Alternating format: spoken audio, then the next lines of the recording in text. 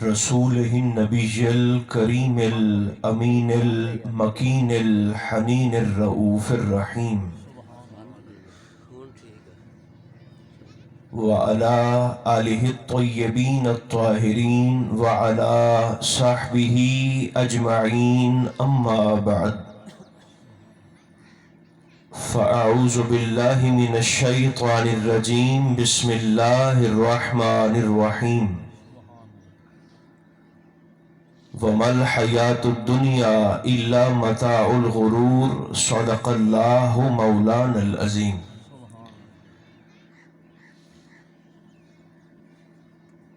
ایصال ثواب کی خاطر سبھی احباب خلوص کے ساتھ درود و سلام پڑھیے۔ الصلاۃ والسلام علیک یا رسول اللہ، الصلاۃ والسلام علیک یا حبیب اللہ، الصلاۃ والسلام علیک یا رحمۃ للعالمین، وعلى آلک و اصحابک سیدی یا شفیع المذنبین۔ اللہ تبارک و تعالی جل مجدہ العظیم کی حمد و ثنا حضور نبی محترم رسول محتشم رحمت عالم صلی اللہ علیہ وآلہ وبارک وسلم کی ذات بے کس پناہ پر بے شمار ہدیہ درود و سلام کے بعد، عزیزان مکرم، اللہ رب العزت کا شکر ہے جس نے ہماری گردنوں میں غلامی مصطفیٰ کا کلادہ عطا فرمایا۔ ایصال ثواب کے عنوان سے معون آج کا اجتماع ہے۔ رب ذوالجلال ماہ میلاد کی تمام تر عظمتوں کے طفیل اور اپنی رحمت خاص کا صدقہ مرحوم کے درجات میں حسب حال بلندیاں عطا فرمائے، پسماندگان کو توفیق صبر جمیل عطا فرما کر اللہ ہم سب کا خاتمہ بھی ایمان پر فرمائے۔ کچھ گزارشات اپنے وقت میں رہتے ہوئے آپ کی خدمت میں پیش کرنا مقصود ہے۔ دنیا کی حقیقت کو بیان کرتے ہوئے اللہ کریم ارشاد فرماتا ہے وَمَا الْحَيَاةُ الدُّنْيَا إِلَّا مَتَاعُ الْغُرُورِ۔ فرمایا لوگوں، دنیا کی زندگی سوائے دھوکے کے اور کچھ نہیں ہے۔ یہ دنیا بنانے والا خود فرما رہا ہے۔ حیات دنیاوی سوائے دجل کے، سوائے فریب کے اور سوائے دھوکے کے اور کچھ نہیں ہے۔ جو مزاج ہمارا بن چکا ہے کہ تعلقات کو مفاد سے شروع کرنا اور مفاد پہ ختم کرنا، اس رویے کو رب رسول نے ناپسند فرمایا ہے۔ یاد رکھیے، ایک ہوتی ہے ضرورت اور ایک ہوتا ہے مقصد، دونوں میں فرق ہے۔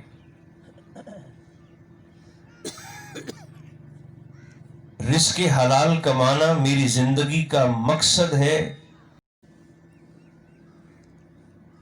اللہ کے بندوں سے پیار کرنا، مخلوق خدا سے محبت کرنا اور عبادات کے ذریعے اللہ اور اس کے رسول کی رضا کو اپنی جانب متوجہ کرنا، یہ میری اور آپ کی زندگی کا مقصد ہے۔ مگر دنیاوی مفاد کے پیش نظر کچھ چیزیں ایسی ہوتی ہیں کہ جو ہمارے مزاج میں اور طبیعت میں داخل ہو جاتی ہیں۔ رزق حلال کمانا یہ اتنی بڑی عبادت ہے، حضرت سلطان باہو فرماتے ہیں کہ تم اپنے پیٹ میں حلال رزق کا لقمہ ڈالو، رب نہ ملے تو قیامت کے دن مجھے پکڑ لینا۔ مگر یاد رکھیں گے حلال روزی کمانا یہ میری حیاتی کا، میری زندگی کی حاجت تو ہو سکتی ہے، میری زندگی کا مطمع نظر نہیں ہے۔ مخلوق خدا سے خیر کا معاملہ کرنا، اور سیرت صحابہ اس پر شاہد ہے کہ حضور علیہ السلام کے ایک صحابی نے اپنا مسنون اعتکاف ایک شخص کے لیے صرف اس وجہ سے توڑ دیا تھا کہ اس کو قرض کی ادائیگی میں 4 دن کی مہلت مل جائے۔ جناب عبداللہ مسجد میں مسنون اعتکاف بیٹھے تھے، نفلی بھی نہیں تھا، مسنون اعتکاف۔ تو ایک شخص آ گیا پریشان حال، اس نے کسی دوسرے شخص کے پیسے دینے تھے، مطلوبہ تاریخ پہ پیسے واپس نہ کر سکا، تو قرض خواہ جو تھا جس کے پیسے دینے تھے اس نے سختی کی کہ میرا مال واپس نہ کیا تو تجھے بے عزت کروں گا۔ اسے پتا چلا کہ جناب عبداللہ کا تعلق ہے اس شخص کے ساتھ۔ وہ مسجد میں آیا تو اور دیکھا کہ آپ اعتکاف بیٹھے ہیں، اٹھ کر چپ کر کے جانے لگا۔ تو سرکار عبداللہ نے پوچھا بھی آئے کیسے تھے؟ اس نے کہا حضور آیا تو تھا میں آپ کی سفارش کروانے اس شخص کو، لیکن اب دیکھا ہے کہ آپ اعتکاف میں بیٹھے ہیں تو چلیں، میرا نصیب ہے اور میری قسمت ہے۔ وہ اٹھ کر جانے لگا تو آپ نے اس کا ہاتھ پکڑا اور اسے لے کر خود مسجد سے باہر نکل گئے، مسنون اعتکاف توڑ دیا۔ وہ ورطہ حیرت کے اندر مبتلا ہوا، حضور آپ تو اعتکاف بیٹھے تھے، مسجد سے باہر کیوں نکل آئے؟ فرمایا اعتکاف کی قضا پھر دے لیں گے، ان کانوں سے حضور کی زبان سے سنا تھا۔ آقا فرماتے تھے جو شخص میری امت کے کسی بھی دکھیارے کی مدد کرے اللہ اس کو 10 سال کی نفلی بندگی کا ثواب عطا فرماتا ہے۔ فرمایا میں اعتکاف میں بیٹھا رہتا، وہ تیری عزت پہ حملہ کر دیتا، میرا مسجد میں بیٹھنے کا کیا فائدہ؟ اعتکاف کو توڑ دیا اللہ کے ایک شخص کی خیر کے لیے، بھلے کے لیے۔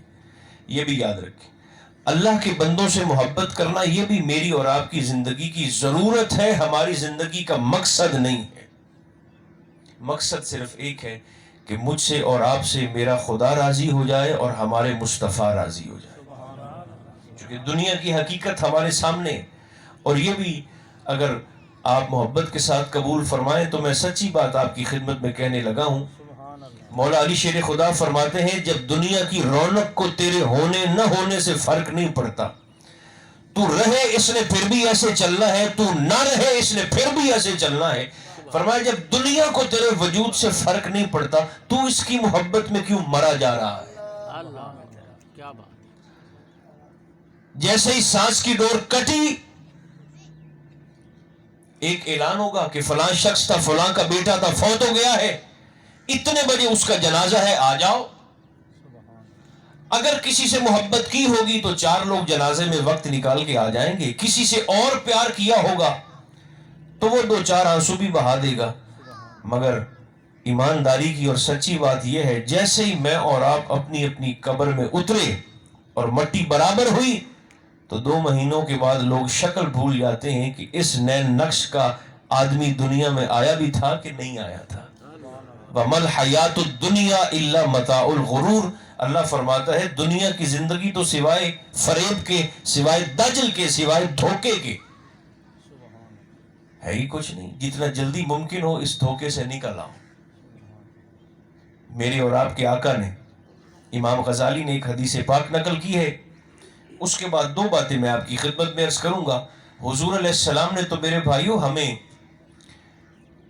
دوستی کا طریقہ بھی بتایا ہے، کن لوگوں کے پاس بیٹھنا ہے، کن کے پاس نہیں بیٹھنا۔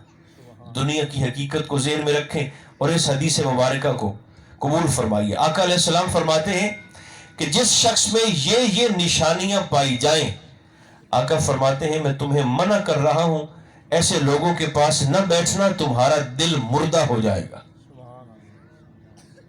دل تاریک اور سیاہ ہو جائے گا۔ ہم جنازوں میں آتے ہیں، کلخانیوں میں آتے ہیں، ایصال ثواب کی محافل میں آتے ہیں، بظاہر کندھے سے کندھا ملا کر کھڑے ہوتے ہیں، میت سامنے پڑا ہوتا ہے، اور زندگی کی حقیقت کو جاننے کے باوجود بظاہر ایسے کندھے سے کندھا ملا ہوتا ہے، لیکن دلوں کے فاصلے ناپ لیں تو سینکڑوں میل کی مسافت نکلتی ہے۔ آقا فرماتے ہیں میں تمہیں منع کر رہا ہوں، جس شخص میں یہ نشانی پائی جائے، حضور فرماتے ہیں اس شخص کے پاس نہ بیٹھنا۔ اب جلدی سے حدیث مبارکہ قبول فرمائے۔ حضور کون کون سے لوگ ہیں؟ سرکار نے فرمایا ایک تو ایسے شخص کے پاس نہ بیٹھنا یحبون المال وینسون الحساب، فرمایا جو پیسے سے مال سے محبت کرتا ہے مگر حساب کو بھول بیٹھا ہے۔ اسے اس بات کی پرواہ ہی نہیں ہے کہ میرے مال کا کہیں پر حساب بھی ہونا ہے، میرے پیسے کا کہیں پر پوچھا بھی جائے گا۔ حضور غوث اعظم شیخ سیدنا عبد القادر جیلانی رضی اللہ تعالی عنہ، آپ کا ایک فرمان مجھے اس موقع پر ہمیشہ یاد آتا ہے۔ سرکار غوث پاک فرماتے ہیں دکان بنانے سے پہلے، مکان بنانے سے پہلے فرمایا سوچ لینا، غور کر لینا، ایسا نہ ہو کہ تیرے بنائے ہوئے مکان میں رہے کوئی اور آگے حساب تجھے دینا پڑ جائے۔ جو مال سے محبت کرتا ہے حساب کو بھول بیٹھا ہے، سرکار نے فرمایا ایسے شخص کے پاس نہ بیٹھنا، یہ غافل ہے، یہ تیرے دل کو سیاہ کر دے گا۔ آقا فرماتے ہیں ایسے لوگوں کی صحبت سے بھی بھاگ جاؤ۔ حضور کون؟ فرمایا یحبون القصور وینسون المقابر، جو محلات سے مکانوں سے محبت کرتا ہے مگر اپنی قبر کو بھول بیٹھا ہے۔ اور اس کی مثال کسی اور کی بات کیا کرنی، جتنے دوست بھی یہاں ایصال ثواب میں تشریف لائے ہیں، میں اور آپ اگر اپنے اپنے گریبان میں ہی جھانک کر غور کر لیں تو ہمیں اپنے اندر سے جواب مل جائے گا۔ مکان سے محبت ہے، آقا فرماتے قبر کو بھول بیٹھا۔ اور اس کی سادہ سے مثال یہ ہے، میرے گھر کا وہ کمرہ جس کمرے میں 24 گھنٹے میں سے میں نے 6 گھنٹے یا 8 گھنٹے گزارنے ہیں، اس کمرے کو تو آسائشوں سے بھرنے کے لیے میں مرا جاتا ہوں۔ ساری زندگی میری گزر جاتی ہے کہ میرا یہ بیڈ روم جس میں 24 گھنٹے میں سے 6 گھنٹے میں نے گزارنے، یہ اس کا موسم ایسا ہو، گرمی میں ایسا ہو، سردی میں ایسا ہو۔ رکھیں دل پہ ہاتھ، میں بھی اور آپ بھی، اور فیصلہ کریں جس کمرے میں 24 گھنٹے میں سے 6 گھنٹے گزارنے ہیں، اسے تو ٹھنڈا کرنے کے لیے زندگی گل سڑ جاتی ہے، اور وہ قبر جس میں میں نے قیامت کی صبح تک رہنا ہے، اس قبر کو ٹھنڈا کرنے کے لیے میں نے اور آپ نے کیا کیا ہے؟ مکان سے محبت ہے، قبر کو بھول بیٹھے۔ اور آقا فرماتے ہیں اس شخص کے پاس بھی نہ بیٹھنا، یحبون المخلوق وینسون الخالق، جو اپنے مفاد کے لیے بندوں سے محبت کرتا ہے مگر اپنے مولا کی محبت کو بھول بیٹھا ہے۔ اللہ کا پیار اس کو یاد نہیں۔ تو اسلام ہمیں بے رغبتی کا حکم دیتا ہے، دنیا سے استغنا کا حکم دیتا ہے۔ اور مولا علی شیر خدا فرماتے ہیں یہ دنیا تو تمہارے سائے کی طرح ہے، اسے مقتدا بنا کر، امام بنا کر اس کے پیچھے پیچھے چلو گے تو فرمایا یہ تمہیں تھکا کے مار دے گی اور ملے گی بھی نہیں۔ اور فرمایا اس کی جانب پیٹ کر کے، پشت کر کے خود آگے لگ کے چل پڑو گے تو دنیا تمہارے پیچھے پیچھے ایسے چلے گی جیسے تمہارے جسم کا سایہ تمہارے پیچھے پیچھے چلتا ہے۔ بے رغبتی کیا ہے؟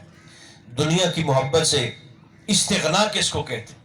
ہمارے صوفیاء نے، ہمارے بزرگوں نے، ہمارے آئمہ نے اپنی سیرت سے مجھے اور آپ کو کیا دکھایا؟ سرکار فاروق اعظم کے پوتے ہیں جن کا نام ہے حضرت سالم، حضرت سالم بن عبداللہ بن عمر، یہ آپ کا سلسلہ نسب ہے۔ یہ نوجوان بھی تھے، خوبصورت بھی تھے، محدث بھی تھے، حضرت سالم۔ اور جو دوست کچھ تھوڑا تھوڑا ذوق رکھتے ہیں نا سننے کا، وہ یہ بات یاد رکھیں، سرکار فاروق اعظم کی نسل میں سے، نسبی نسل میں سے جتنی بھی شخصیات تشریف لائی ہیں ان کی طبیعت میں جلال فاروقی نظر آتا تھا۔ یہ آپ کا فیض ہے، سرکار فاروق اعظم۔ حضرت مجدد الفسانی، شیخ احمد سرہندی فاروقی، مجدد 100 سال کا ہوتا ہے مگر آپ کا اعزاز ہے، آپ کو مجدد الفسانی کہا جاتا ہے۔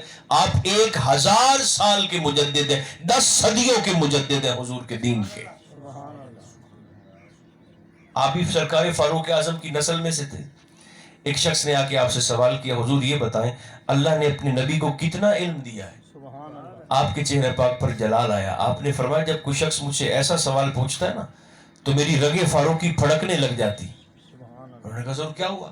فرمایا تو مجھ سے ایسا سوال پوچھ کر کہ اللہ نے اپنے نبی کو کتنا علم دیا ہے، فرمایا تو مجھ سے علم نبوی کی حد جاننا چاہتا ہے کہ میں تجھے بتاؤں کہ یہ تھا اور یہ نہیں تھا، یہ پتا تھا اور یہ خبر نہیں تھی. جب اللہ نے فرما دیا ہے وَعَلَّمَكَ مَا لَمْ تَكُنْ تَعْلَمْ، میرے حبیب آپ کو جس بھی شے کا علم نہیں تھا میں نے آپ کو عطا فرما دیا. جب اللہ نے علم مصطفیٰ کی حد متعین نہیں فرمائی، میں کون ہوتا ہوں بتانے والا کہ حضور کو یہ پتا تھا اور یہ خبر نہیں تھی. یہ بھی سرکار فاروق کی نسل میں سے، مگر یہ دور کے بیٹے ہیں حضرت سالم، چونکہ پوتے ہیں ایک واسطہ سے سرکار فاروق کے بیٹے ہیں. بے رغبتی دنیا کی محبت سے بھاگنا. 11ویں شریف تو ہم کرتے ہیں مگر سرکار غوث الثقلین کی تعلیمات سے اللہ ماشاءاللہ ہمارا دور دور کا بھی واسطہ نہیں ہے. غوث پاک جہاں بہت بڑے خطیب تھے، جہاں بہت بڑے مدرسے میں معلم تھے اور بہت بڑے روحانی شیخ تھے، وہیں پر سرکار غوث اعظم بغداد کی بہت بڑی کاروباری شخصیت بھی تھے، تاجر بھی تھے، بزنس مین بھی تھے. سرکار غوث اعظم پڑھا رہے ہیں. ایک دفعہ سرکار سالم کی بات میں عرض کرتا ہوں، جناب غوث اعظم پڑھا رہے ہیں اپنے شاگردوں کو اور 70,000 کا اجتماع آپ کی محفل میں ہوا کرتا تھا. ان 70,000 میں سے ایک مجلس میں 70 تو جنازے اٹھا کرتے تھے. تاثیر کا یہ عالم تھا، اور تاثیر صرف اخلاص سے پیدا ہوتی، خلوص سے پیدا ہوتی تاثیر. آپ پڑھا رہے ہیں شاگردوں کو، اور آپ یہ بھی کتنے حیرت کی بات ہے کہ 360 کتب ہر وقت غوث اعظم کی چوکھٹ پہ حاضر رہا کرتے تھے.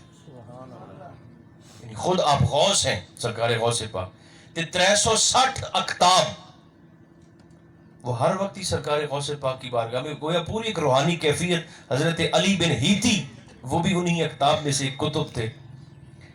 اور ایک بات ذہن میں آ گئی، آپ کی مجلس میں سرکار غوث پاک ایک دفعہ روحانیت دیکھیں، آپ خطبہ اور تقریر فرما رہے ہیں کہ سرکاری علی بن ہیتی کتب ہے، وہ بیٹھے بیٹھے مسجد کے اندر دیوار کے ساتھ ٹیک لگا کر بابو شیخ جو غوث پاک کا مدرسہ ہے بغداد میں آج بھی موجود ہے، اسی نام سے موجود ہے بابو شیخ، یہ وہ مدرسہ تھا جو غوث اعظم کو آپ کے پیر صاحب سے منتقل ہوا تھا. تو سرکار غوث پاک خطاب فرما رہے ہیں تو حضرت علی بن ہیتی مسجد کے ساتھ دوران خطاب ٹیک لگا کے سو گئے. یہ آپ کی مجلس کی روحانیت کی ایک جھلک آپ کی خدمت میں عرض کر رہا ہوں. ٹیک لگائی مسجد کی دیوار کے ساتھ اور سو گئے. حضور غوث پاک نے اچانک تقریر چھوڑی، ممبر بھی چھوڑا، نیچے اترے اور علی بن ہیتی آرام سے سو رہے ہیں اور سرکار غوث پاک ان کے پاس جا کر ہاتھ باندھ کر کھڑے ہو گئے. وہ سو رہے ہیں، آپ کھڑے ہو گئے. تو تھوڑی دیر کے بعد سرکار غوث اعظم واپس تشریف لے گئے. جب علی بن ہیتی جاگے بیدار ہوئے تو لوگوں نے پکڑ لیا، جو شاگرد تھے آپ کے ساتھی تھے، انہوں نے کہا یہ راز ہمیں بتائیں. آپ سو گئے، غوث پاک نے خطبہ چھوڑا، آپ کے پاس کھڑے ہو گئے ہاتھ باندھ کر. تو علی بن ہیتی کہنے لگے کہ آپ نے خطبہ چھوڑ کر، ممبر چھوڑ کر میرے پاس جلوہ گری اس لیے فرمائی کہ جیسے ہی میں سویا تو میرے خواب میں مصطفیٰ تشریف لے آئے، حضور تشریف لائے. تو پھر میرے شیخ نے مناسب نہیں سمجھا کہ حضور تشریف لائے ہیں تو میں ممبر پر بیٹھ کر خطبہ دیتا رہوں. تو آپ کی نگاہ لوگوں کے ظاہر پر نہیں ہوتی تھی، لوگوں کے دل پر بھی توجہ کرتے تھے، لوگوں کی روح پر بھی توجہ فرماتے تھے سرکار غوث اعظم. تو تاجر بھی تھے، بزنس مین بھی تھے. پڑھا رہے ہیں دنیا سے بے رغبتی کیا ہے، استغنا کیا ہے، بے نیازی کیا ہے. ایک شخص بھاگتا ہوا ہے اور کہنے لگا حضور وہ جس بحری جہاز پر آپ کا سامان تجارت نہیں آ رہا تھا؟ فرمایا ہاں حضور ابھی خبر ملی ہے کہ وہ سارے کا سارا جہاز ہی غرق ہو گیا ہے، پانی میں ڈوب گیا. آپ نے فرمایا الحمدللہ. سرکار غوث پاک نے فرمایا چونکہ ہمارے پاس تو ساری نعمتیں ہوتی ہیں. امام غزالی سے کسی نے پوچھا تھا حضور سنائیں، آپ نے فرمایا حال یہ ہے کہ اللہ کی نعمتیں کھا کھا کے دانت ٹوٹ گئے ہیں مگر طبیعت میں شکر کا جذبہ پیدا نہیں ہو رہا. नेमतें खा खा के दांत टूट गए मगर अल्लाह का शुक्र नहीं। शिकवा ही शिकवा है। अगर कोई हाल पूछता भी है क्या हाल है तो यहां से कह देते हैं अल्हम्दुलिल्लाह, दिल में शिकवों का ढेर लगा हुआ है। ऐसा नहीं है। ला इन शकरतुम ला अज़ीदन्नकुम, अल्लाह फरमाता है तुम शुक्र करके देखो तुम्हें और नवाजता जाऊंगा, इतना अता करूंगा तुमसे सवाला ही नहीं जाएगा। तो उसने कहा हुजूर सारा जहाज आपका माल का डूब गया। आपने फरमाया अल्हम्दुलिल्लाह, पूरा जहाज। वो चला गया। थोड़ी देर के बाद वही शख्स भागता हुआ फिर आया। उसने कहा आका वो जो जहाज के डूबने की खबर थी ना हुजूर वो गलत निकली है, आपका जहाज बिल्कुल खैरियत से बंदरगाह पे लंगर अंदाज हो चुका है, पहुंच चुका है आपका माल। आपने दूसरी बार फरमाया अल्हम्दुलिल्लाह। सुनकर वो चला गया। वो जो शागिर्द बैठे थे उनमें कुछ लाडले भी थे, उन्होंने कहा हुजूर नुकसान की खबर मिली है तो भी अल्लाह का शुक्र अदा किया अल्हम्दुलिल्लाह, खुशी की खबर मिली, नुकसान से बचने की इत्तिला मिली, फिर भी आपने कहा अल्हम्दुलिल्लाह। वजह क्या है?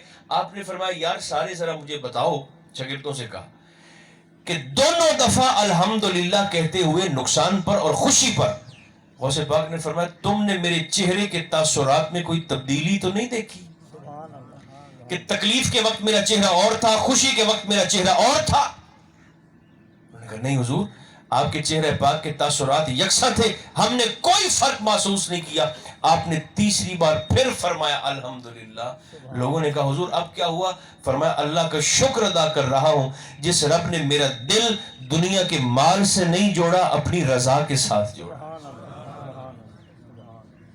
ये सरकार गौसे आजम की तालीमात का एक पहलू है। अब जनाब सालिम की बात अर्ज करता हूं, उसके बाद इंशाअल्लाह फिर इजाजत। ये सरकार फारूक आजम के पोते हैं हजरत सालिम। मगर हुआ क्या, एक दिन सिंह काबा में तशरीफ लाए तवाफ करने के लिए,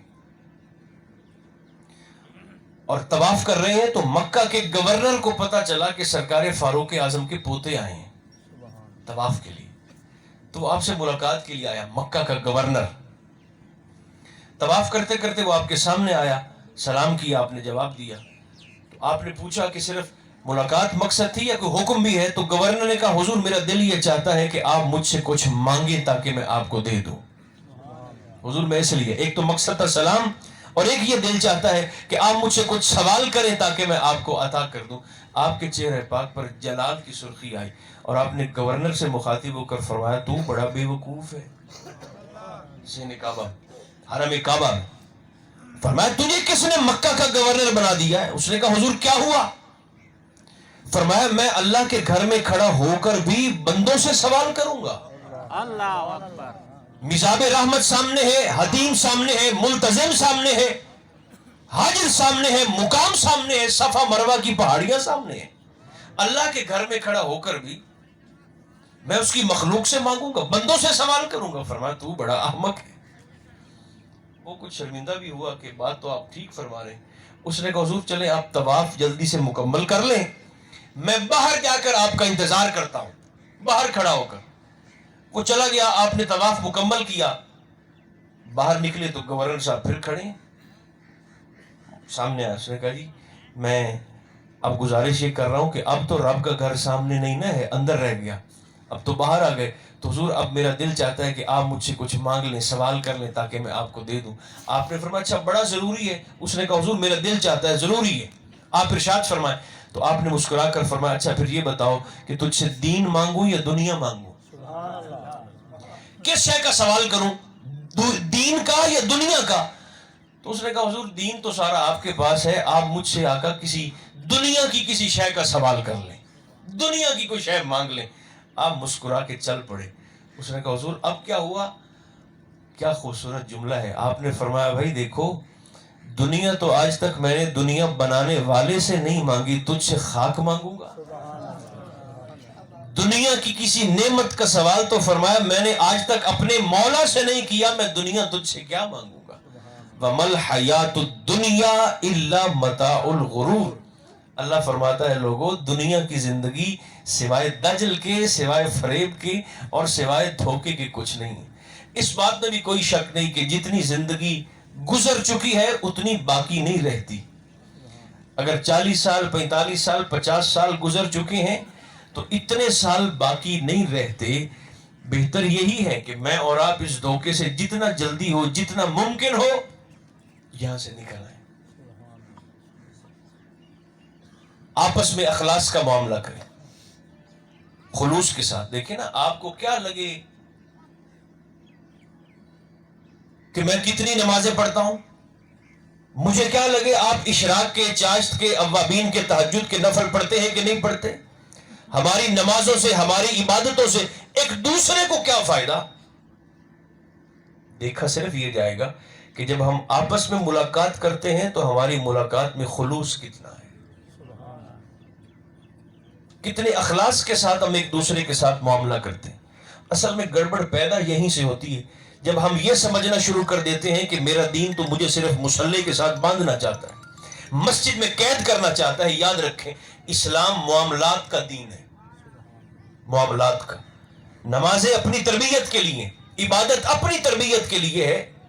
اور 24 گھنٹوں میں سے اگر نماز پنجگانہ کا وقت نکال دیں تو کوئی 40-45 منٹ بنتے ہوں گے 5 نمازوں. تو باقی 21 گھنٹے، 21.5 گھنٹے، 23 گھنٹے ہم نے کیا کرنا ہے؟ اسلام معاملات کا دین ہے. وہ مجھے اور آپ کو ایک دوسرے سے حسن سلوک کرتا ہوا دیکھنا چاہتا ہے، اخلاص کا معاملہ، احسان کا معاملہ کرتا ہوا دیکھنا چاہتا ہے. اور اللہ کو اپنے بندوں سے بڑا پیار ہے. دل بدستاور کے حج اکبر است. آخری جملے میں از ہزارہ کعبہ یک دل بہتر است. فرمایا بندہ مومن کے دل کو راضی کر دینا، مکہ جانے کی حاجت بھی نہیں ہے، اللہ گھر بیٹھے مقبول حج اکبر کا ثواب عطا فرما دیتا ہے. اور اس کی وجہ صرف ایک ہے، از ہزارہ کعبہ یک دل بہتر است. 1000 کعبوں سے، ایک آدھا نہیں، 1000 کعبوں سے بندہ مومن کا دل اس لیے افضل ہے کہ کعبے کے کوٹھے میں تو خدا نہیں رہتا، لیکن مومن کے ٹوٹے ہوئے دل میں ضرور رہتا. اللہ کو بڑا پیار ہے اپنے بندوں سے. اور اگر کسی شخص کو چاہیے کہ مجھے اللہ کی محبت ملے تو اسے اللہ کے بندوں سے پیار کرنا چاہیے، جو اہل سنت کا طریقہ رہا ہے روز اول سے. دیکھیں نا، جتنے دوست یہاں تشریف فرما ہے، آپ کی نسبت کسی نہ کسی فقیر کے ساتھ تو ہوگی نا. تو یہی ہمارے صوفیاء کی تربیت کا انداز بھی رہا ہے. سنی، شیعہ، دیوبندی، وہابی کو تو چھوڑے نا، ان کے پاس تو ہندو، سکھ، عیسائی، یہودی بھی اگر آ کر بیٹھتے تھے تو وہ بھی اپنی طبیعتوں اور دل میں ٹھنڈک کا، یعنی ایک سکون کا کیفیت لے کر پھر آپ کی مجلس سے باہر نکلا کرتے تھے. یہ اہل ایمان کا طریقہ ہونا چاہیے. خدا کرے ہماری یہ محفل اللہ حضور کے وسیلہ پاک سے مرحوم مار صاحب کے حق میں قبول فرمائے. ہماری خطاؤں سے صرف نظر فرما کر اللہ میرا اور آپ کا خاتمہ بھی ایمان پر فرمائے. صلی اللہ تعالی علی خیر خلقہ محمد و آلہ و اصحابہ اجمعین برحمتک یا ارحم الراحمین.